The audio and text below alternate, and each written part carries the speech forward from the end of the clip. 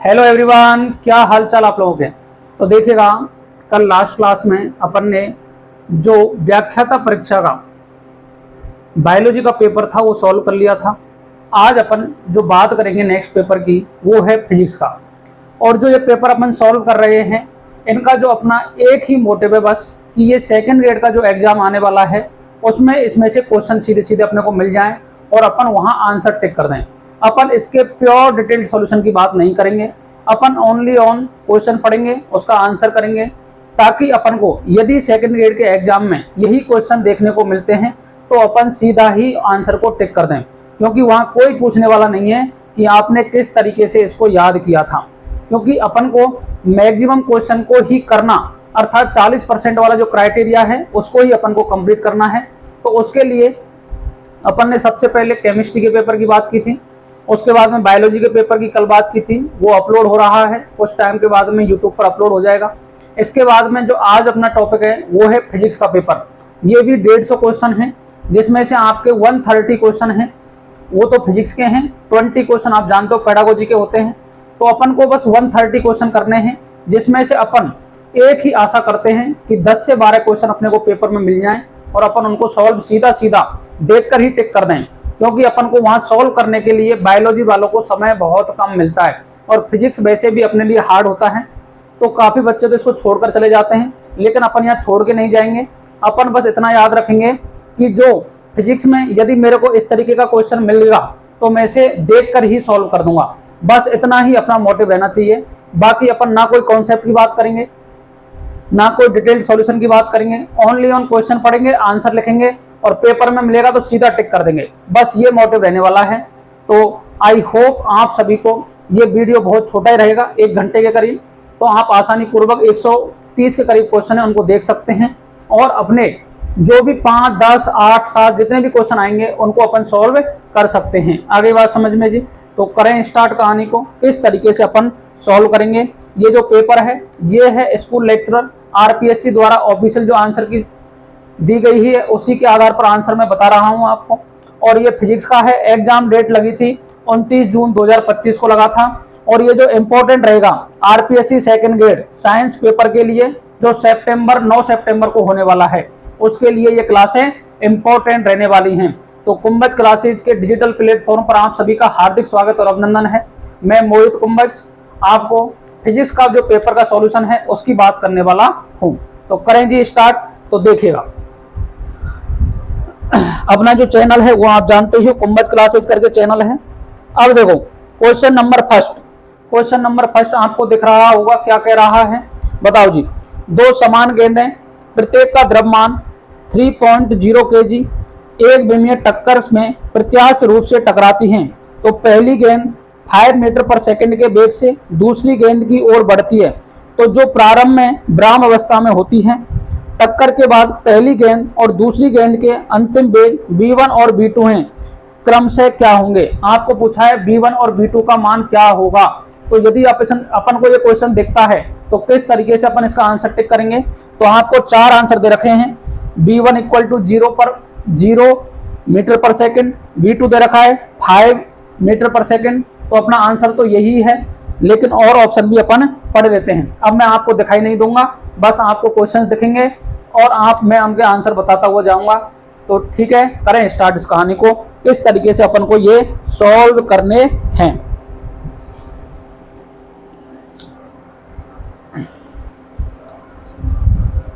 देखिएगा जी, तो देखो इसका जो आंसर आने वाला है वो आएगा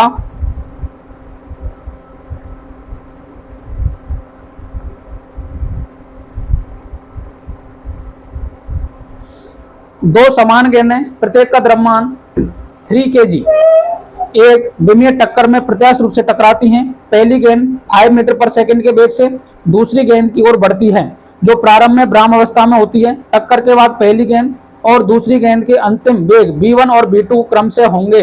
तो ये होंगे जी, v1 होगा 0 मीटर पर सेकंड और जो v2 होगा ये होगा 5 मीटर पर सेकंड। तो ए option is the correct answer हो जाएगा। नेक्स्ट क्वेश्चन की बात करते हैं, क्वेश्चन नंबर 2। एक कोई चित्र है, एक्स एक्सिस के अनुदिश गतिमान 1 केजी द्रव्यमान के एक कण की स्थितिज ऊर्जा को दर्शाता है। मान लें कि कण की यांत्रिक ऊर्जा 12 जूल है। निम्न में से कौन सा सही नहीं है? आपको पूछा कौन सा सही नहीं है। अब देखो सीधा पेपर में मिलेगा, तो देखो आपको स्थितिज ऊर्जा दे रखी है बाई एक्सिस पर। किस पर दे रखी है? बाई एक्सिस पर स्थितिज ऊर्जा दे रखी है। और एक्स एक्सिस पर आपको दे रखी है दूरी। क्या दे रखी है जी? दूरी दे रखी है।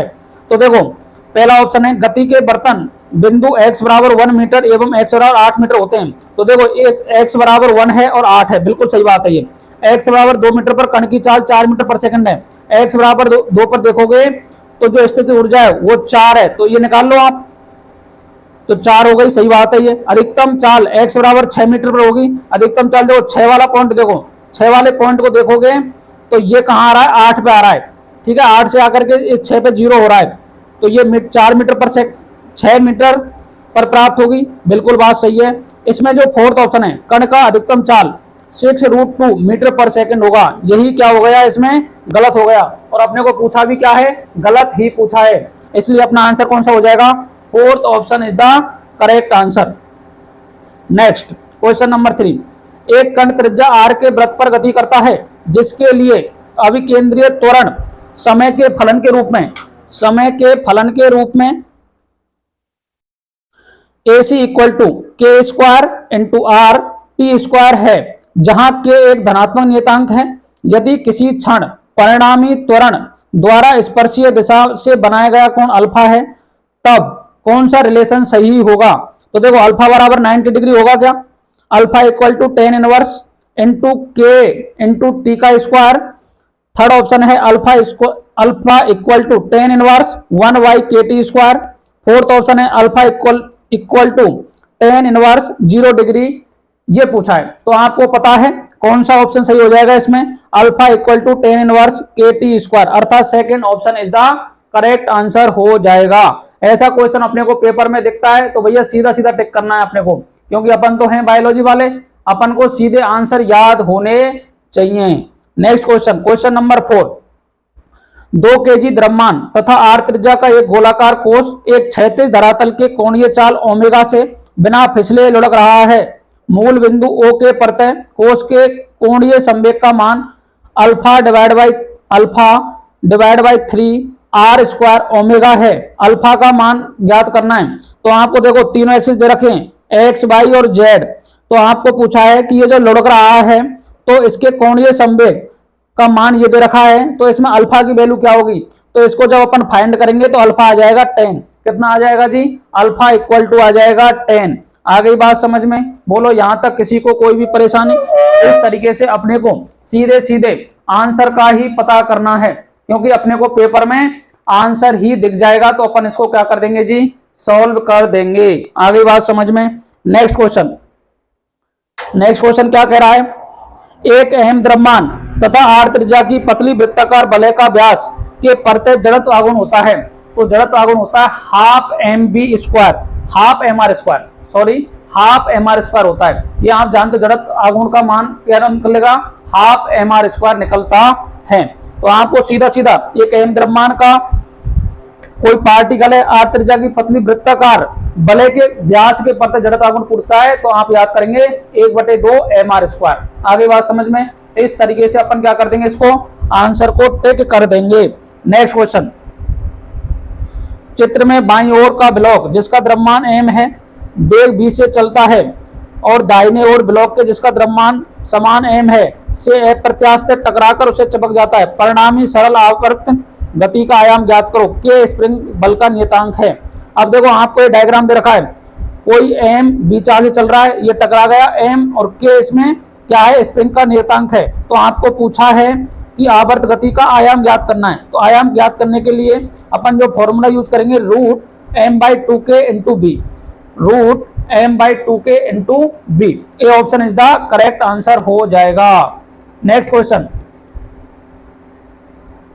यदि तरंग का समीकरण इस प्रकार दिया गया है,